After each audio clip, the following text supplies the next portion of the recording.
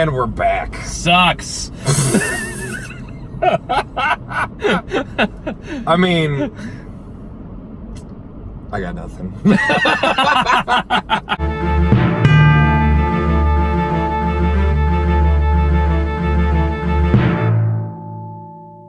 Okay. So, The Kitchen, another entry into the stellar DC universe, or the DC cinematic, DC's. This movie would not exist if Superman was just in the fucking neighborhood. Well, I don't know. Snyder's Superman, maybe.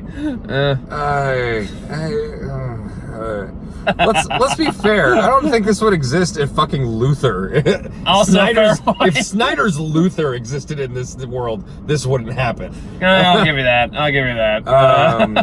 Okay. So The Kitchen. Where do we start? What should have been good. I think it's really what makes me mad about this movie. It should have been good. It had all the pieces in place to be good. Okay. My thing about this movie is, as I was watching it, there were parts of it that I liked, and it upset me because I knew that the movie could have been a lot better. I agree. It feels like there were people that cared enough to make certain things about it good, and the things that weren't good about it dragged it down. And like fucking Melissa McCarthy, giving a fucking good performance because she's given a real character instead of an archetype to play this time. Yeah, I agree. I really enjoyed that. I that's part of the reason. Like, I remember a while ago we talked about Melissa McCarthy as an actress, and I'm like, I like her when she's given a real role. Like, I don't mind her. I just think she's just given these comedies where she's just supposed to be loud and you know, obnoxious. A smart ass and obnoxious, and I don't begrudge her that because we need to get paid. You know, I'm not turning down that Hollywood money. Fair. But fucking Tiffany Haddish, man, I don't like her. I don't like her at all. She's the one I feel like could act given the right role. Yes, but because I like her voice work. Her voice work's pretty good. She's her characters just feel thin, and I agree. They always feel thin, whereas Melissa McCarthy and Elizabeth Moss can take a character that Elizabeth Moss is no question. She's a good actress. Yeah, they can take a character that doesn't have a lot of meat on it and make it feel like there's more behind it. Tiffany Haddish is just having attitude and talking back and just being unreasonable and being an asshole about it. And it doesn't feel like there's anything particularly motivating that. The only thing that's motivating that is, you know, she's fed up and she's gonna get hers. It's like things like, I don't know how much I really want to blame. Is it Haddish or Haddish? I've heard Haddish. Okay, I've heard both, so I guess we'll go with Haddish for the sake of argument. I don't know. I'm Middle Eastern, so I guess I make it sound Middle Eastern, whatever.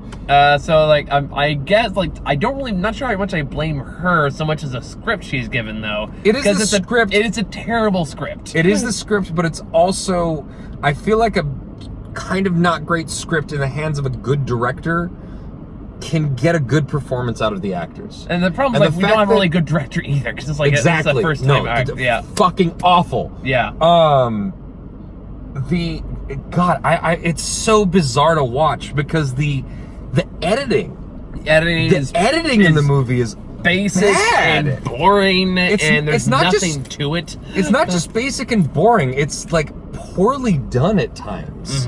There are points when it cuts back to characters' reactions at the wrong time and then doesn't cut back to the right characters. And then the framing is weird. Like it wants to be about these like hardcore mobsters and shit.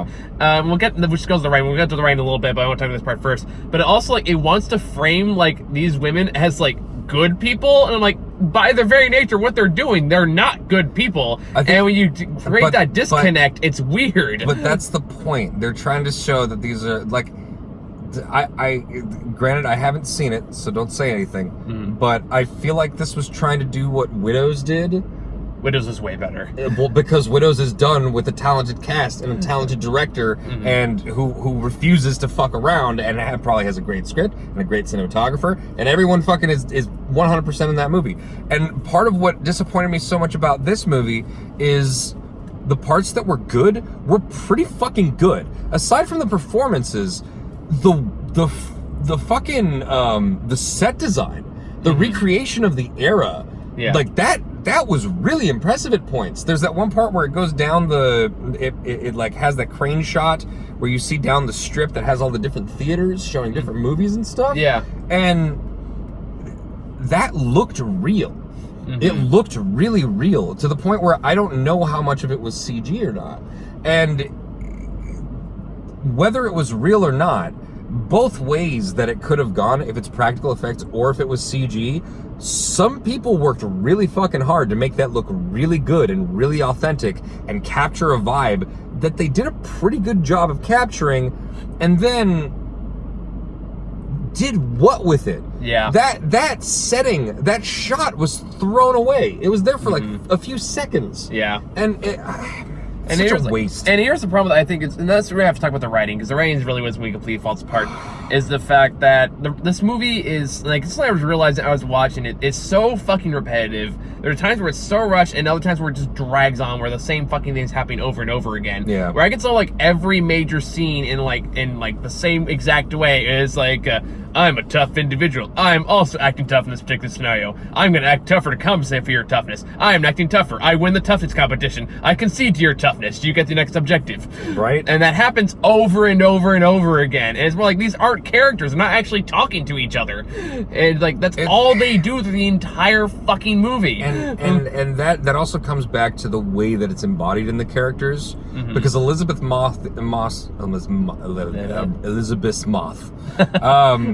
Elizabeth Smith. She's rock solid. Must say Elizabeth. But she does a lot with very little. She probably, honestly, if this movie was just about her, it'd probably be a lot better. I mean, it could, but she does a really good job through the movie of making her character feel like she is coming from a battered, abusive home situation, and gets the chance to stand up for herself and, learn how to do things and to hurt people. And her arc is believable, and you get to see her character change and adapt to situations throughout the movie. And then Melissa McCarthy's character is like a housewife who is actually happy in her marriage.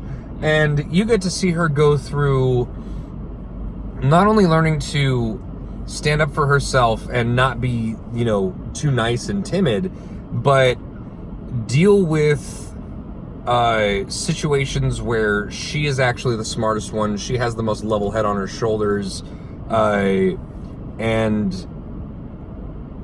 so we're told. Well, just so to speak. And then her, the out of the goodness in her heart, her softness betrays her at one point, and costs her dearly.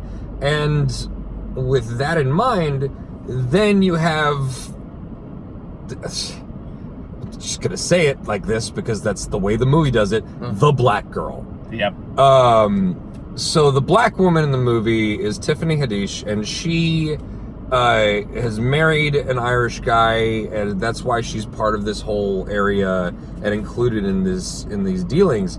And throughout the movie, they just mention several times the fact that, she has a racist mother-in-law. She has a racist mother-in-law. Nobody likes her because she's not actual Irish. She just married into Irish. They don't want her to have a part in it. And there's a part where basically she just turns on everyone for no reason. Well, no, it's not just that. It's the idea, somehow it's implied that she has no loyalty to anybody and she's just going to fuck over everyone, including her friends, which is because she's out of nowhere. Because she's, she's literally says that she's doing it so that Harlem can gain more power because black people don't have it good enough. And which, if they actually built that up, might have worked. It could have been really good. That could have been a great subplot. The racial tension could have been focused on more. Her experiences could have been focused on more, but throughout the whole movie, she's just doing very basic, like, I don't fucking care. I'm gonna do, like, as soon as they start becoming mobsters, she starts doing the whole, like, you gonna talk back to me? Yeah. And she has that same tone Yeah. throughout the movie. It doesn't grow, it doesn't change. The only thing that changes is that she starts becoming more douchey to her own friends. Yeah. For no reason. Yeah. Like, she gets money, and that just turns her into this corrupt person who is going to betray them, and continues to make bad decisions. And it just strikes me as a very... It's weird to see this movie with 3 leading women who are taking their power back, and the black one is the one who fucks it all up because she's black. And it's really questionable, to say the least. Yeah, I mean that you could try to make the argument that what I'm saying is the racist thing to say. But that is the framing. That's what the movie frames it as. Yeah. It's really not her. No, I think you're right. It really is just a, like, oh, black people just want to stand up for themselves kind of shit. And then again, it ends on a weird note because, like, without any of the nuance behind it, like any actual reason she might have for it. It's like she just suddenly turns on everyone, and then, like, it ends a conversation between her and Melissa McCarthy. I guess Melissa McCarthy brings in her friends that she helped get them jobs, so they're all on her side now. Yeah. And then after, like, they do that, I'm tough, no, I'm tough, I'm tougher, no, I'm tougher, and then they do that, and then they turn back around to the people who, keep in mind, came there to help Melissa McCarthy. And then you just go, like, all right, you got anything to say about this? Then get out of our way. And like, bitch, they came to help you. Like, and why are that's you the talking thing. trash to you? There's no, and that's another thing. Tiffany Haddish's delivery is terrible throughout the whole movie. And like, even with that scene, the way she says it is, well, then get out of our way. It's like, it's needlessly confrontational. Well, it's not even that. It's the fact that it could have been delivered as, like, then get out of our way. Something like that. But she just has this whole, like, it's like she's sipping tea the whole time. She should have a teacup in her hand and be like, well, then move. Instead of saying, well, then move. There's nothing intimidating about her. There's no substance behind it. I fucking hate it. No, there's like there's no substance behind any of this. That's the problem. Like, even when they start, like, the whole point of this movie is like their husbands go to jail, and then they decide to take a money protection racket. Yeah, take over the protection racket, and that sequence could have been deeper. It could have been deeper. Could have done better. Like, I guess just setting up a protection racket is just insanely easy, because all they do is walk. It's like, or you could give us the money, and they go, okay, and that's pretty much it. Yeah, and there's no argument of like, that. oh, I don't want to piss them off, and she's like, oh, well, he'll get what he's owed, and then he doesn't, and there's no consequences visited upon. And even when the consequences do happen, it's resolved so quickly. It's like, well, what the fuck was the point? Like, there's like the conflict in any particular moment of this movie is resolved so quickly and so effortlessly. And I was like, well, where are the fucking stakes? Where are we supposed to actually care? Why should any of this matter? When is the last time you wished a bad movie was longer? Because I really feel like this, yes, it needed a different director, but this movie needed to be longer. I do agree with that. That being said, it was a long hour and 45 as it was. Yeah, no, it felt like, that's why it needed a different director. Yeah. But, the one moment where, you know, I was somewhat optimistic. I'm like, oh, this isn't too bad. It's not great, but it's not too bad. And there's that moment where Melissa McCarthy brings up the fact that there's some money missing. And where'd it go? And Tiffany Haddish just turns around and looks at her and says, "Why are you writing me?" Yeah, that was where I was like, "Fucking what? Really? Where did this come from?" Yeah. Like, it goes from, you know, it's a reasonable question to ask. Where's the missing money? And it gives like the most suspicious answer possible. Gives a really suspicious answer, and then when she says, "What do you mean?" She says, "Why are you writing me?" And it's jarring. Again, out of nowhere it comes up. It feels, the delivery of it is so flat, and there's no further conversation. It could have been delivered like, you know, why are you writing me about this? Yeah. It could have been like, don't you trust me? So it could have been a scene that made sense. But instead of her just being like, I'm tough. just like, get off my ass. Yeah. It's like, again, it's just like that bullshit like machismo to it. It was like, no, it's a waste. It's a fucking waste. I'm sorry. I hate like. No, I hate this movie too. I just keep on honing in on Tiffany Haddish as the thing that fucking ruined this movie. See, I don't think it was just her, though. I don't think it was just her. It was, in terms of performances, she was the worst. I will agree on that, but I don't think it's her fault. I don't think it's entirely her fault. Because, like, honestly, like I'm clearly acknowledging the director sucks, the editing sucks, the writing sucks. Like, there's a lot of shit that sucks about this movie, but nothing makes that more apparent than the fact that Tiffany Haddish is not a good enough actress to salvage anything out of this. That's fair. I'll give that. I think I really started like I go like, oh no, was like when after the first funeral, like at the very beginning of the movie when you have. Character actress Margot Martindale. Character actress Margot Martindale. I love character actress Margot Martindale. I like her in the things she's been in. I like her in everything I've seen her in. She's so good. But anyway, no, like she's like I didn't realize it was her until I looked it up later. But she sounds like doing this thing like. Like she had some long like speech about Joseph in the beginning of the movie, and like, oh no, this movie thinks it's being really smart right now. Yeah, oh man, and that was the part where I was like, oh, we're in fucking trouble. Not to mention how fucking weird that scene is. Yeah. Compared to the rest of the movie. Yeah. Because that scene implies that Margot Martindale's character is in charge, and that her son Jackie is like the subordinate. Yeah, he's the subordinate, and he's not that. Wait, no. Jackie wasn't the one. It was her husband was different. Jackie was the douchebag who was left behind. That's right. Yeah. But she. Yeah, so she's not talking about her son. She's talking to Jackie, and Jackie's there just being an absolute bitch. Like he is her whipping boy. He is basically sniveling behind her for the whole scene and not knowing what to do. He's basically like very careful to make sure not to displease her or get negative attention from her. And it implies that she's gonna be like the boss, like Aaron's gonna, and then like really that just doesn't happen. Yeah, it gives an air that she's this tough character behind the scenes pulling the strings, and that you really need to be scared of her. And then she gets pushed down like 2 steps, and you're like, ow! Yeah, and then she's gone. She's dead. Tiffany Haddish pushes her down a couple of steps, and she falls, and I don't know what happens to her because that kills her, but. Did she break her neck somehow by falling forward? Did she... She didn't have her life alert neck. And she's got this big head wound, so I guess it's implied that she hit her head, but the part of her head that's bleeding is not the part that would have hit the pavement. So there's such a lack of care put into some things here. It's so bad. And she mostly just chew the scenery, whatever scene she's in. It's like, I'm here to say racist stuff over and over again. That's her, and everyone's like talking to her like they're one like this would be like their Oscar-winning moment kind of thing. And like that's I feel like every time that everyone goes on a long monologue, because everyone talks in monologues in this movie, and everyone feels like, oh, this is my Oscar-winning moment.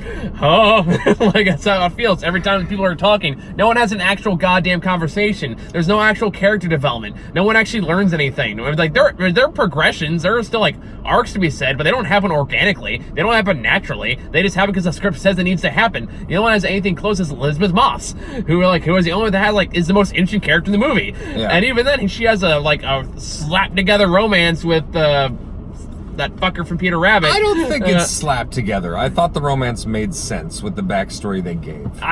What little they gave is more the issue I had with it. Because the character just shows up, and it's like, I guess they have history. Yeah, they have history, sure. But the evolution of their relationship was kind of cool. It's not so much that he was the romantic interest, so much as it was her growing out of that old setting. And again, if that was more of the focus that I spent on developing that more, I would have been on board with that, because Liz Moth is a terrific actress. Yeah. And so is the guy who played the assassin. I forget his name, sadly. But he was the General Ginger. Yeah, General Ginger. But the way that you really get the impression that Elizabeth Moss took this role because she could see how it could be a really good movie. Yeah. And so she gave it, what she gives, which is fucking great. And Melissa McCarthy took this role because she also saw an opportunity to play a good, deeper character, and she did a great job with it. And then everyone else... It's like phoning in. I'm pretty sure they did their best to hold it up, but I would not doubt it if partway through the production, whether we're talking halfway or the second day of shooting, they just looked at each other and went like, oh no. Oh no. And like no more is that exemplified in terms of the very end of the movie when Tiffany Haddish gets General Ginger to like try to shoot Melissa McCarthy for him.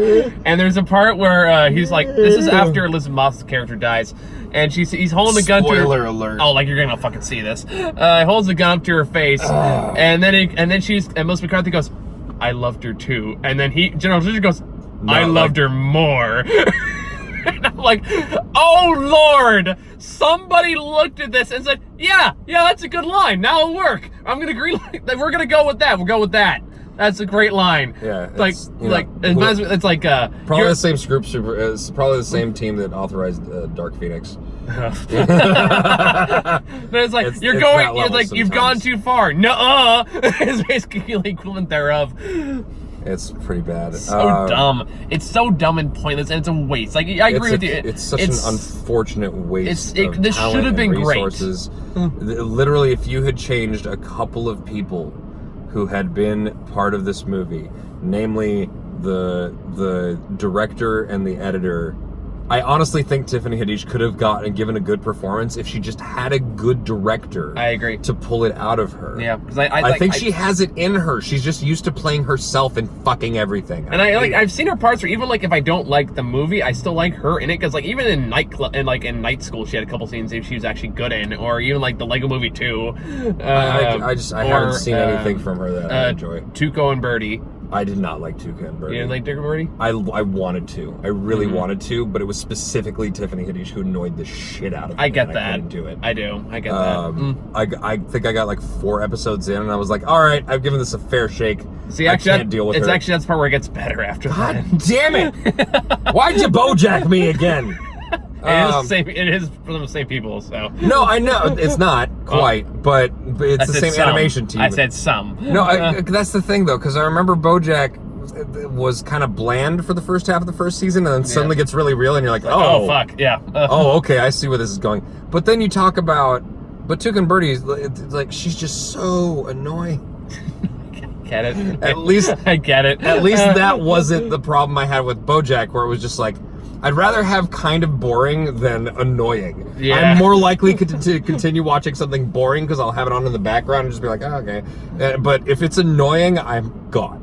So, and again, I understand that. Yeah. So Tiffany Haddish, sorry, you're not my style, but apparently a lot of people like you. So I enjoy your success. Not everyone has to. I'm not going to. So.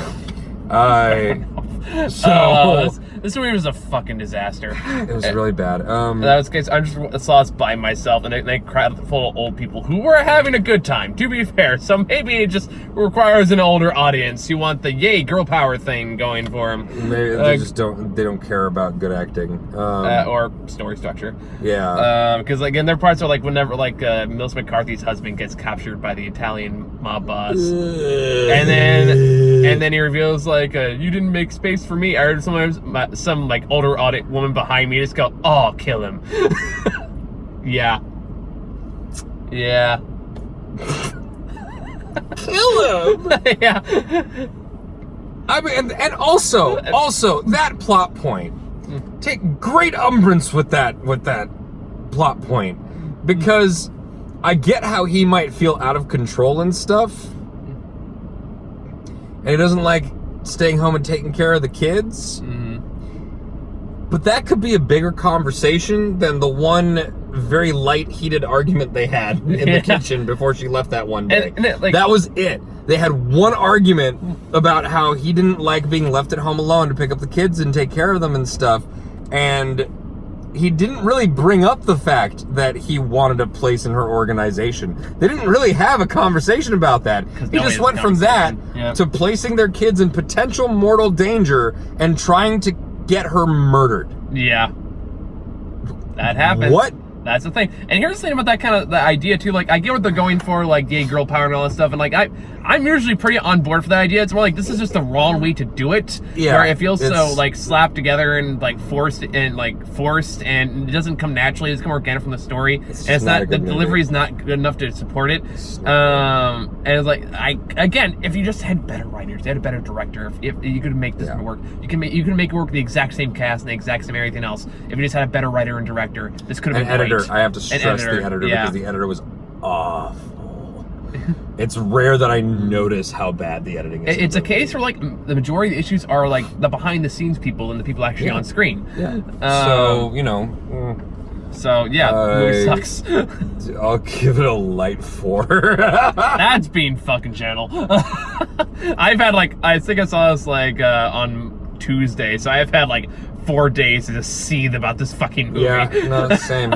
Okay, but I've seen 6 movies this week, and all of them were better than fucking. I know.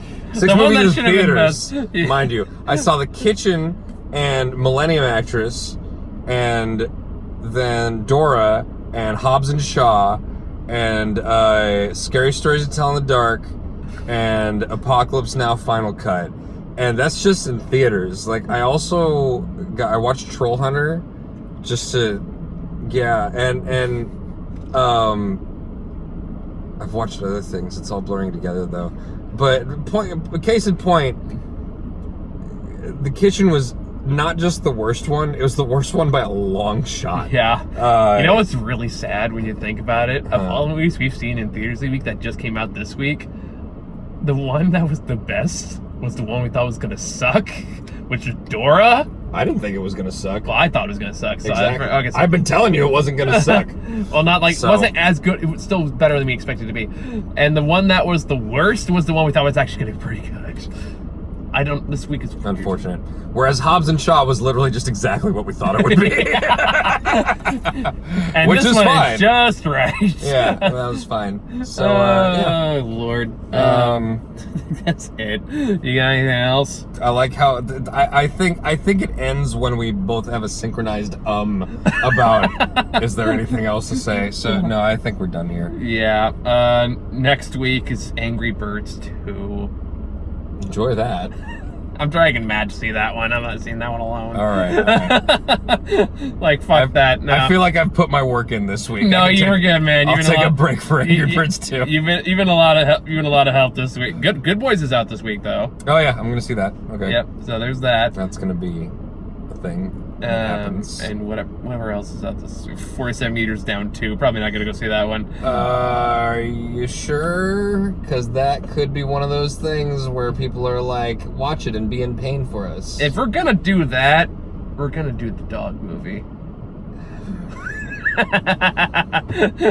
But that's more pain for me. We can go see it together. I'll laugh at your pain. No. See, the more you're hyping this up, the more people are going to ask us to go see it. Kevin Costner. Why? And then there's also Where'd You Go, Buried Dead. There's a lot of movies next week. I don't know which one I'll get to, which one I won't. But all right, well. I guess we'll find out next week. So that's it. Thanks for watching. Bye. So do we say you use YouTube?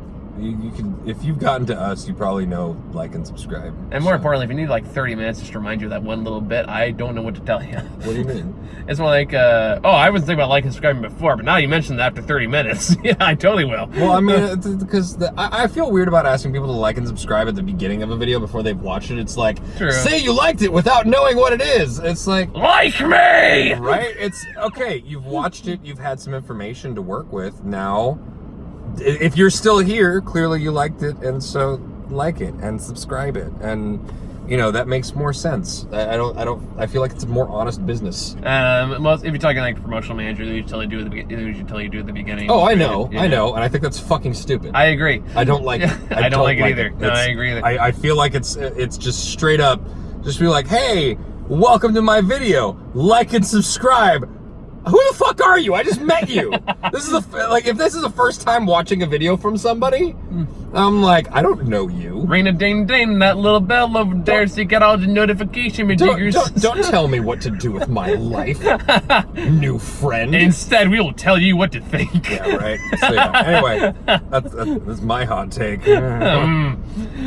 Next, we are going to speaking of stuff though, we are going to release in the Venom editorial next week on Patreon. Editorial? You know the longer form stuff I do. No, I was saying you were doing a Venom editorial. Oh yeah. Because I watched Venom finally. It's not based on the movie. Because I hated the movie. I loved the movie. Probably for the reasons I hated it. Okay. Let's take a minute for this. Because I finally saw it after all this time at the recommendation of a friend who thought it's hilarious and fun. It is. And I will. So bad it's good, I'll give it that. Yes. Because at least I was prepared to not expect a good movie.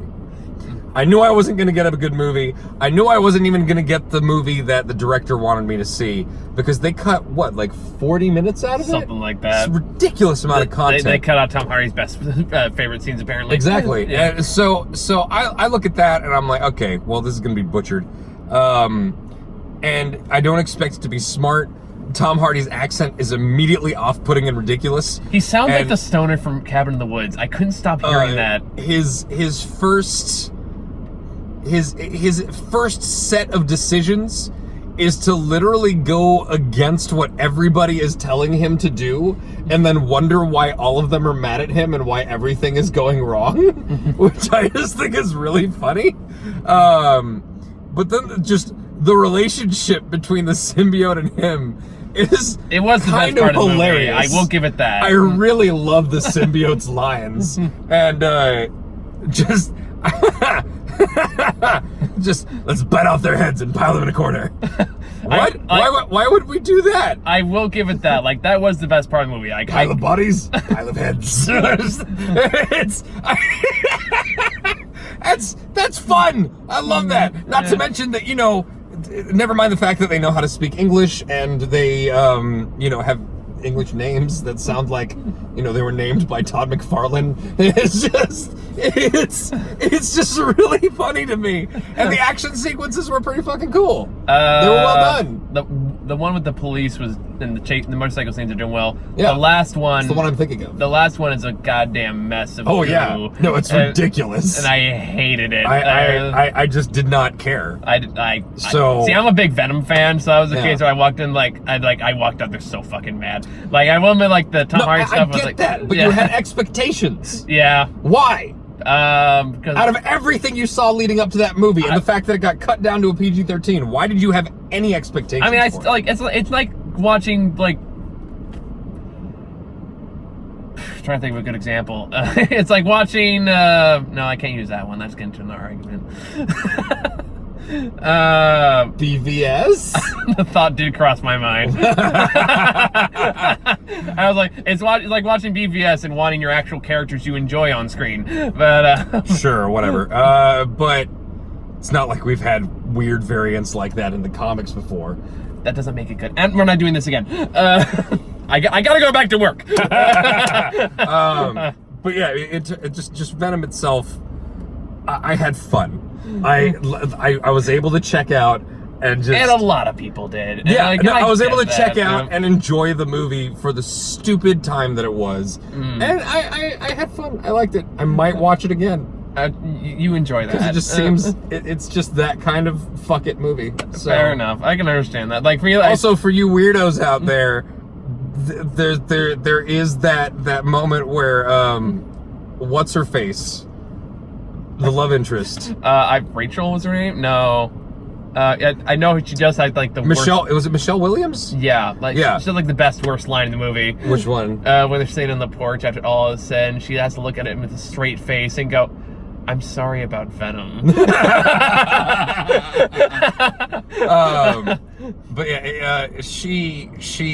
There's one point where the symbiote takes over her, so you get the sexy lady Venom. Oh yeah. Which is. Well, that's a callback from the comics. Oh man, And you know that's there because someone had a weird fetish.